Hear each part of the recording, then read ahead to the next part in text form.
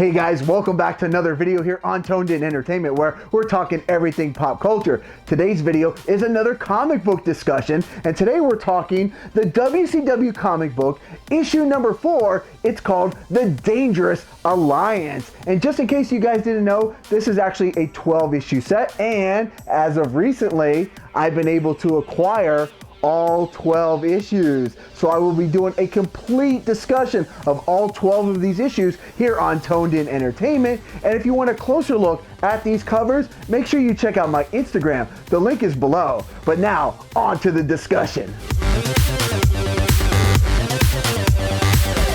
Now, issue 4 starts off with Stunning Steve Austin and the Diamond Stud getting ready to take on two jobbers in the ring. Doing the play-by-play commentary for this match are Jim Ross and Johnny B. Bad.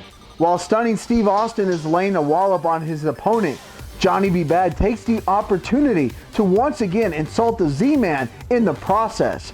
JR warns Johnny B. Bad that he might be taking his insults a bit too far. Inside the ring, a tag is made to both teams. The Diamond Stud hits his opponent with the Diamond Death Drop, which would later be known as the Razor's or Outsider's Edge. Stunning Steve is tagged back in the ring and continues the assault on this poor jobber. At the commentary booth, we learn that Cactus Jack has been suspended for endangering the lives of the people on the cruise ship from the last issue. Johnny B. Bad says that he hears the Ghoul is an ugly character with big old teeth, a hairy back, and smells really bad, reminding him much of the Z-Man. Johnny B. Bad makes an announcement that the WCW World title has been vacated and that Sting will take on the Ghoul for the title. Sting tells the little Stingers, "I'll win the belt and make you proud of me." Down at ringside, Missy Hyatt is conducting an interview with Stunning Steve and the Diamond Stud. They are throwing out a challenge to the new tag team champs, the Steiner Brothers, but they've also announced that they've hired some help. They announced that Paul E. Dangerously is their new manager.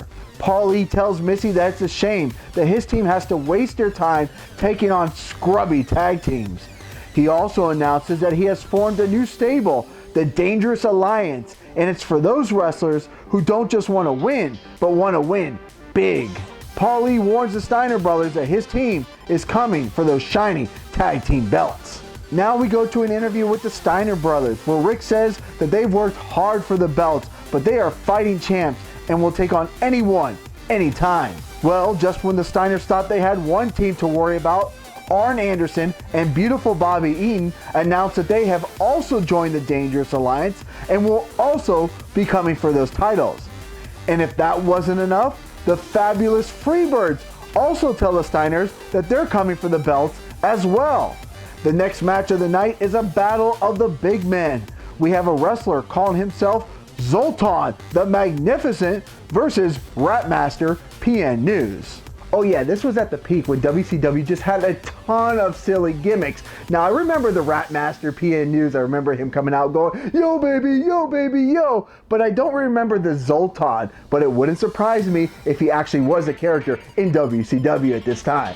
PN News does one of his quick raps as he makes his way down to the ring saying, "I'm going to show you people how the wrestling is done.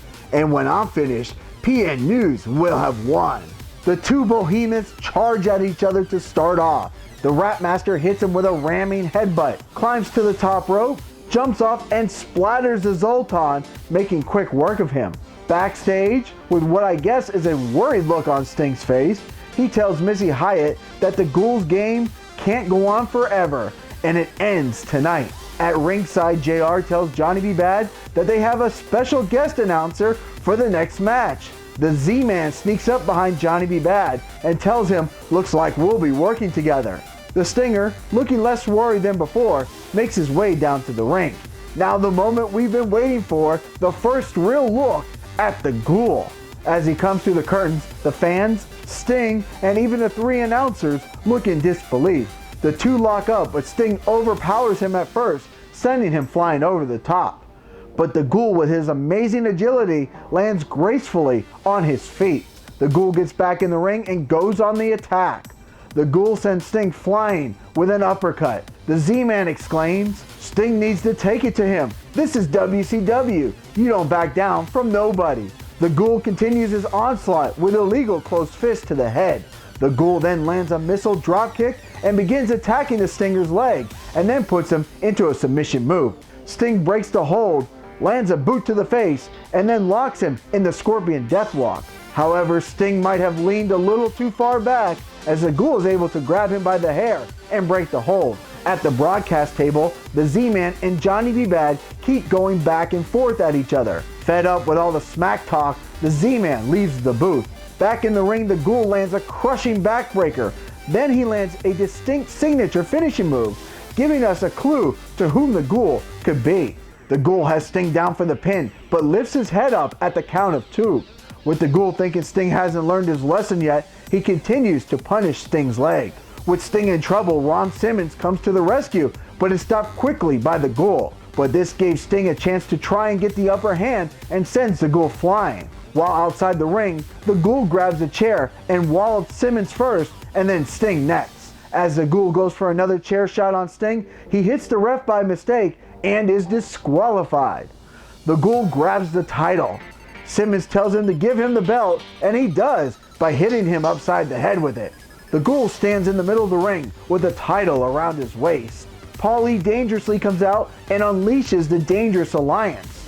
They clear the ring of Sting and Ron Simmons. The Diamond Stud says, with Paulie in our corner, we'll never lose. Paulie grabs the mic and says they are going to take out the heroes one by one, as we see Sting carried out on a stretcher, and Simmons also being assisted out. The Ghoul now grabs the mic and speaks for the first time. What I'd like to have right now is for all you fat, out of shape, diaper wearing couch potatoes to keep the noise down while I take this mask off. With the mask off, we see that it was Ravishing Rick Rude that has been the Ghoul, and he is now part of Paulie Dangerously's Dangerous Alliance. Alright guys, well that's going to do it for this comic discussion of issue number 4 of the WCW Comic Book, The Dangerous Alliance. And we finally got to find out that Rick Rude has been the Ghoul the whole time, tormenting Sting these past couple issues. Now coming up in issue number 5, we're going War Games. And if you guys remember WCW from back in the day, War Games was one of their signature events. You had 4-on-4 in the steel cage, and we're going there in the next issue. But there's a little bit of a twist coming up in this comic book. So you're gonna want to subscribe here to Toned In Entertainment for my comic discussion of issue number 5 and all 12 issues of the WCW comic book coming in the future. Subscribe to the channel. Do it. Go now. Do it now.